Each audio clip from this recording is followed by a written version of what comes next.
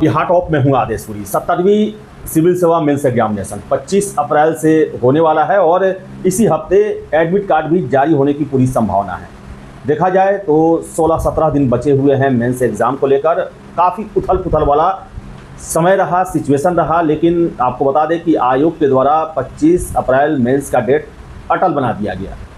Situation ऐसे हुए कि छात्र अच्छे से तैयारी नहीं कर पाए हैं और 15-16 दिन हैं। सबके लिए जो है एक ही लाइन है, सबके साथ वैसी ही स्थिति रही है, कन्फ्यूजन वाला स्थिति रहा है। लेकिन आप ये 15-16 दिन भी कैसे यूटिलाइज़ करें जिससे अच्छा से अच्छा परफॉर्मेंस आप मेंस में कर सकते हैं। हमारे साथ हैं परफेक्शन IAS के चंदन प्रिय सर, इन्हीं से बात करेंगे। सर 15-16 दिन है और वैसे तो तैयारी कभी नहीं हो पाती है किसी भी छात्र की एग्जामिनेशन से पहले, लेकिन इस बार थोड़ा सर बहुत कन्फ्यूजन का स्थिति रहा। सभी छात्र ना चाहते हुए इसके चक्कर में आ गए। क्या कहेंगे सर, अभी सभी 15 दिन हैं? बिल्कुल, देखिए ये जो समय है ये रिवीजन करने का समय है, प्रैक्टिस करने का समय है। और जहाँ तक मुझे लगता है कि जितने भी स्टूडेंट्स होंगे जो जिनका प्रीलिम्स हो गया होगा उन सभी ने अपने सिलेबस को कवर अप कर लिया होगा। तो इस टाइम में जितना मैक्सिमम से मैक्सिमम आप रिवीजन कर सकें, जितने नंबर ऑफ़ क्वेश्चंस आते हैं एक टेस्ट पेपर में उसको टाइमर लगा के या फिर किसी टेस्ट सीरीज़ के माध्यम से आप 3 आवर्स में उतने नंबर ऑफ़ क्वेश्चंस लिखने का कोशिश करें। क्योंकि सबसे पहला जो प्री रिक्विजिट है, जो सबसे पहला प्री कंडीशन है वो ये है कि आपको क्वेश्चंस नहीं छूटने चाहिए। ठीक है, तो सबसे पहला डिमांड कि आपके क्वेश्चंस नहीं छूटने चाहिए, तो उतने क्वेश्चंस को लिखने का प्रैक्टिस कर लें और जितना ज़्यादा से ज़्यादा प्रैक्टिस करेंगे आपके लिए बेहतर होगा। दूसरी बात, इसके बाद अगर हम लोग बात करें कि सेकंड और क्या चीज़ का डिमांड है, तो पहले तो पूरा क्वेश्चंस और फिर बेहतर लिखने का तरीका। तो बेहतर लिखने का तरीका आपने जो अपना ये 3-4 महीने का ड्यूरेशन रहा है उसमें आपने सीखा होगा, डायग्राम्स ड्रॉ करना, भारत का मैप बनाना, ये सारा चीज़ आपने सीखा होगा। ठीक है, और तीसरी बात जो डेटा इंटरप्रिटेशन होता है उसको गलत नहीं करना है किसी भी हालत में। DI का क्वेश्चन अगर गलत हो गया तो सिलेक्शन होने की पॉसिबिलिटी कम हो जाती है। और चौथी सबसे महत्वपूर्ण बात कि इससे में आपको पूरा फोकस करना है। जो थर्ड सेक्शन है उस थर्ड सेक्शन में जो रीजनल हमारे लैंग्वेज का आता है, भोजपुरी, मगधी और मैथिली भाषाओं का आता है, उसके एसेंस को समझना ज़्यादा से ज़्यादा जो एस्से हैं उन एस्से के मीनिंग को समझना, उसके एसेंस को समझना बहुत ज़रूरी है। आप अभी के समय में भी जितने भी एस्से हैं रीजनल लैंग्वेज वाले, आप उनको कलेक्ट करके उनके मीनिंग्स को समझ सकते हैं, आपके लिए काफ़ी बेनिफिशियल है। सर लेकिन देखा जाता है कि जब मेंस का कम समय होता है तो लोग सेट प्रैक्टिस लिखने उखना सब छोड़ के ज़्यादा से ज़्यादा पॉइंट कवर करना चाहते हैं। हम लोग भी ऐसा ही करते थे, यार ये छूट रहा है इसको भी पढ़ लो, कहीं इधर से क्वेश्चन आ जाए उसको भी पढ़ लो। सर केवल पढ़ना और इससे भी है सर, उसके लिए तो पढ़ाई और ज्ञान होना जरूरी है। तो क्या सर एक आप कर रहे हैं टेस्ट और ये फिर पढ़ाई, दोनों कॉम्बिनेशन दोनों में कैसे बना? देखिए अभी तक का जो टाइम था 1 महीने पहले तक आप उसमें पॉइंट्स ऐड कर सकते थे जो आप बात कर रहे थे। अब लास्ट टाइम में वो नए चीज़ों को पढ़ने का समय बिल्कुल भी नहीं। मैं हमेशा स्टूडेंट्स को कहता हूँ और मैंने भी अपने प्रिपरेशन के दौरान इन चीज़ों को फॉलो किया है कि कभी भी लास्ट 1 मंथ में आपको कभी भी नई चीज़ों को नहीं पढ़ना है। उन्हीं चीज़ों को रिवाइज़ करना है और उन्हीं चीज़ों को कम से कम टाइम में लिखने का प्रैक्टिस करना है। आप कैसे अपने आप को उस टाइम फ्रेम में अच्छे आंसर्स को लिख पाते हैं, ये बड़ा महत्वपूर्ण होता है। सब इसलिए तो मैंने कहा कि सबसे पहला सबसे महत्वपूर्ण पॉइंट ये है कि आप पूरे क्वेश्चन को लिख पा रहे हैं कि नहीं लिख पा रहे हैं, ये सबसे महत्वपूर्ण चीज़ है। तब उसमें बेहतर करना और उसमें उसको इंक्रीजमेंट करना वो बात का पॉइंट है। सबसे पहला पॉइंट कि आप सारे क्वेश्चंस को लिख पा रहे हैं या नहीं लिख पा रहे हैं। इसलिए अभी के समय में प्रैक्टिस करें, रिवीजन करें, प्रैक्टिस करें और रिवाइज करें।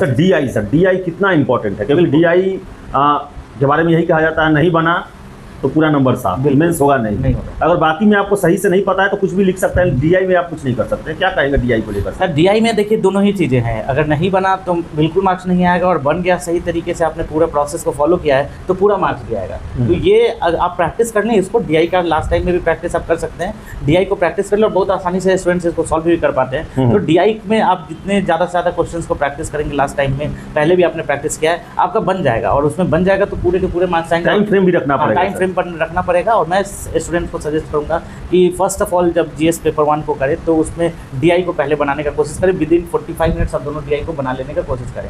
क्योंकि लास्ट टाइम में क्या होता है ना कि जब टाइम कम होता है तो उस समय क्या होता है कि कैलकुलेशन गलत होने की संभावना होती है। तो मैं सभी छात्रों को यहाँ पर सजेस्ट करूँगा कि DI को कम से कम शुरुआत में कम से कम टाइम में बना लेने का कोशिश करें। बाद बाकी सभी छात्रों का अपना अपना डिसीजन है कि वो कैसे आगे प्रोसीड करते हैं। सर 71वीं सर लगातार मैं ही खबर चला रहा हूँ कि मई में आ रहा है और लगभग 1000 से प्लस सीट के बारे में मैंने जानकारियाँ भी दे दी हैं। सर क्या कहेंगे सर, जो 71वीं के कैंडिडेट हैं, बड़ी बहाली ये भी होगी सर, ये भी 1500 के आसपास होगी, कोई दो राय नहीं है। लेकिन आपको बताएं सर कि बड़ी बहाली का लाभ मुझे लगता है ना सर, ये 70वीं लोग नहीं उठा पाए। बड़ी बहाली एक तरीके से डर उत्पन्न करती है, ठीक है, एक कंफ्यूजन विवाद उत्पन्न करती है। तो मतलब 1000 तक का सीट रहे वो बहुत अच्छा है। इससे ज़्यादा जब सीट्स होते हैं तो सभी लोगों का मतलब वो बड़ा अलग अलग तरह का चीज़ें उत्पन्न हो जाती है, जैसा कि 70वीं बीपीएससी में भी हमने देखा, छात्र भी और कॉन्फिडेंट हो जाते हैं। हाँ, उसमें होता है कि नहीं ये होना ही चाहिए, ये बहुत अलग अलग तरह की चीज़ें होती हैं। और मतलब इस बार तो काफ़ी उठापटक का सिचुएशन रहा, सभी लोगों ने देखा भी। तो ठीक है, 1000 तक का सीट है, अच्छा है। और आप सभी लोग जिनका भी 71 यूपीएससी देना है, आप लोग प्रैक्टिस अब शुरू कर दें, आप लोग सिलेबस को कंप्लीट करें, सिलेबस को जल्दी से जल्दी कंप्लीट करने का कोशिश करें। और उसके बाद सर कैसा सिलेबस सर, 69वीं वाला या 70वीं वाला? अब तो दोनों लेकर चलना पड़ेगा, ठीक है ना, कि क्योंकि अब किसी को नहीं पता है कि कंसेप्चुअल क्वेश्चंस पूछे जाएंगे कि फैक्चुअल क्वेश्चन पूछे जाएंगे।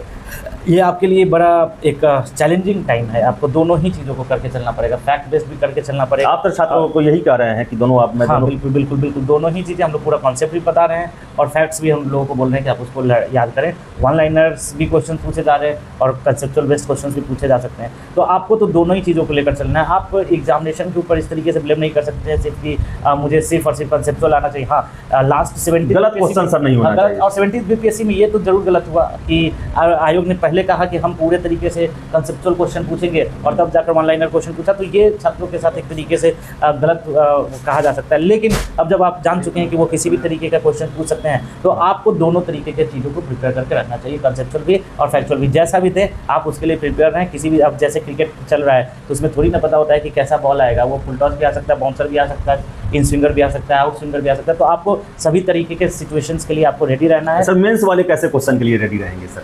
मेंस में भी हमने एक प्रश्न उठाया था कि क्या मेंस भी जिस तरह पीटी पूछा गया जो पहले बीपीएससी में चलता था, कारण परिणाम यही सब प्रश्न रहेंगे या फिर 69वीं की तरह रहेंगे सर? क्या आपको लगता है सर, छात्रों को आप क्या हिंट करेंगे सर? देखिए, मैं तो यही कहूँगा कि आपको किसी भी तरीके के क्वेश्चंस के लिए रेडी रहना चाहिए। कैसा क्वेश्चन आएगा उसको प्रिडिक्ट करके अपने आप को एक सेल में ले जाकर नहीं बैठाना है। आप स्टूडेंट हैं, आपने चीज़ों को पढ़ा है, अगर वन लाइनर आएगा, अगर वो सिंपल क्वेश्चन कारण परिणाम तरीके के आएंगे, सबके लिए होगा, आपको उसमें अच्छा करना है। एक बात और बता दूं कि मेंस में क्वेश्चन बहुत टिपिकल नहीं होते हैं। जैसे भी क्वेश्चन हो गया, आपको लिखना बेहतर होता है। मेंस में ये नहीं होता है कि आपके आंसर गलत और मेरे आंसर सही, ये नहीं होता है। सबके आंसर ठीक ठाक होते हैं, उसमें आपको कौन बेहतर करना है। अगर आपने क्वेश्चन के डिमांड को फुलफिल किया है तो सबका सही है, लेकिन उसमें जो बेहतर लिखेगा, उसी सिंपल क्वेश्चंस को जो बेहतर तरीके से लिखेगा, उसके सिलेक्शन की प्रोबेबिलिटी जो होगी वो ज़्यादा होगी। तो मैं सभी छात्रों को यही कहना चाहूँगा कि आप लोग इन सारी चीज़ों के ऊपर फोकस ना करें। मैं बार बार बोलता रहता हूँ आपके चैनल के माध्यम से भी और ऐसे भी कि इन सभी चीज़ों के ऊपर फोकस ना करें। अब बिहार में ऐसे भी बहुत सारे तरह के डिस्ट्रैक्शंस हैं, हर तरह के डिस्ट्रैक्शंस आपको देखने को मिलेंगे, अलग अलग तरह के लोग आपको देखने को मिलेंगे। आपको फोकस रहना है, अनुशासित रहना है, टू दी पॉइंट पढ़ाई करनी है और आपका एक ही गोल है, जो आपके पेरेंट्स आपके लिए देख रहे हैं, जो आपकी सोसाइटी आपके लिए देख रहा है कि आप सिलेक्टेड हो, आप सफल हो। तो आपको इन्हीं चीज़ों के ऊपर फोकस करना है, आपको अन्य चीज़ों के ऊपर बिल्कुल भी फोकस नहीं करना है, क्या हो रहा है नहीं हो रहा है। आपका टारगेट सिंगल होना चाहिए कि मुझे सिलेक्शन। बीपीएससी में भटकाव सर, हमेशा भटकाव एक सिचुएशन आ जाता है जिससे लोग भटकाव में चले जाते हैं, चाहे वो आंदोलन में चले जाएँ, कोर्ट में चले जाएँ, अफवाह में चले जाएँ। सर क्या कहेंगे छात्र को कैसे न्यूट्रल रहना है सिविल सर्विसेज के छात्र को? देखिए, सबसे पहली बात तो कि न्याय की मांग करना, जस्टिस की मांग करना भटकाव नहीं है। लेकिन अगर आप इरिलेवेंट किसी चीज़ की मांग कर रहे हैं तो वो निश्चित रूप से भटकाव है। तो मैं बस यही कहना चाहूँगा कि जहाँ न्याय की बात है, जहाँ समानता की बात है, जहाँ स्वतंत्रता की बात है, वहाँ छात्रों को पीछे नहीं हटना चाहिए। वहाँ पर बिल्कुल छात्रों को बढ़ चढ़ कर आगे भाग लेना चाहिए। जैसा कि आपने आंदोलन में देखा भी कि छात्रों ने बढ़ चढ़ के भाग लिया और छात्रों ने अब न्याय की मांग भी की। लेकिन अगर आपको लगे कभी कि नहीं, ये चीज़ें आपके लिए ज़रूरत नहीं है, छात्रों के लिए आवश्यक नहीं है, और जैसे ही आपको ये बातें पता चल जाए तो आपको उससे दूर भी होना चाहिए। सेल्फ असेसमेंट जरूरी है। सेल्फ असेसमेंट जरूरी है और न्याय की मांग करना कहीं से भी भटकाव नहीं है। आप बिल्कुल फोकस्ड रहें और अगर आप न्याय की मांग कर रहे हैं फिर भी आप फोकस्ड हैं तभी आप न्याय की मांग कर रहे हैं। अदरवाइज आप किसी के बहकावे में आ सकते हैं। अगर आप किसी के बहकावे में नहीं जा रहे हैं तो निश्चित रूप से अगर आप समानता की बात कर रहे हैं, अगर आप स्वतंत्रता की बात कर रहे हैं, न्याय की बात कर रहे हैं, तो निश्चित रूप से आप भटकाव में नहीं हैं और आप अपनी प्रवृत्ति को दिखा रहे हैं, आप अपनी अभिवृत्ति को दिखा रहे हैं,